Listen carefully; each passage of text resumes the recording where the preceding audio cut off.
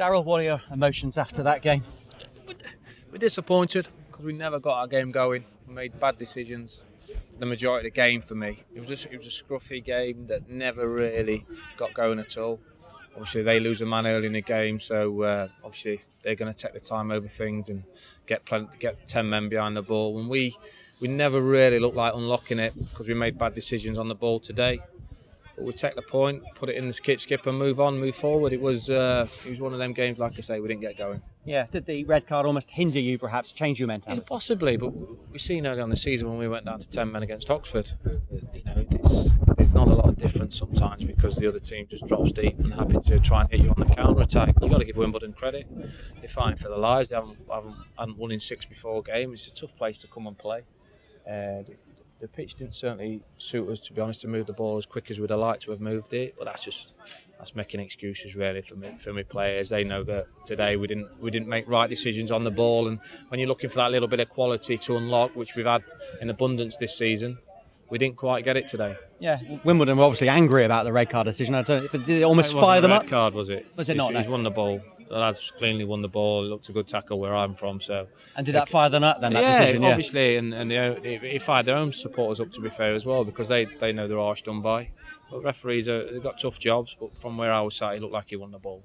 And we're always told it's difficult sometimes 11 against 10. And was this evidence today? It is, but look at the bigger picture. We played 2 away games, 2 tough away games, and we got 4 points out of the 2. They're the positives. We're unbeaten in 5. It's 11 points out of the 5.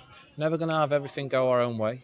We're in a great position halfway through the season, and let's be honest, I think we've gone up a couple of places. We're 5th in the league at half a season point.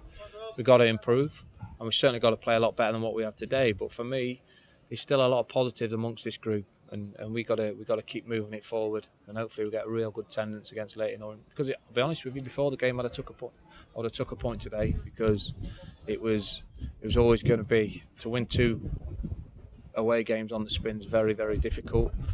Having had them lose a man early on in the game, I was very disappointed how we never got ourselves going and made a lot of bad decisions. Neither goalkeeper was tested today, really, was it? That was a boring game with it. If I was a punter, I'd want my money back. It wasn't a great game.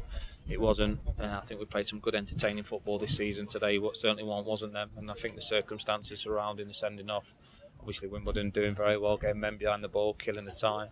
You know, the goalkeeper's taking a minute 30 every time, which is rightly so. Like, is how we'd play it at the right time. The tempo of the game never got going. It was stop-start, and we never got ourselves moving forward. But I think we'd have lost that early on in the season, to be honest with you. We'd have come unstuck somewhere, and we've been even more disappointed than we are now. So for me, take the point, move forward, move on to Leyton Orient at home. Yeah, and if you get 4 points from 2 games, it's a good return, isn't it? You've seen how tough the table is. It's tough. It's every single game gives you different problems, and it's just good teams, and there's a lot of expectation of other teams to be in the top 7. We weren't in that group, so we've probably surprised quite a few teams to see us as high up as we can, but we want more of that. We want to push on. The players want to push on. And like I say, we're coming into a key Christmas period. That's 4 points out of the last 2. We've got another 2 games to go now before the new year kicks in. Well, 1 before the new year kicks in. And a quick word on Leyton Orient, and what do you expect from them on Monday? Well, they've had a great result today against Portsmouth, winning 3-2. So certainly they were expected, I think, to win it. Never mind being in the top 7.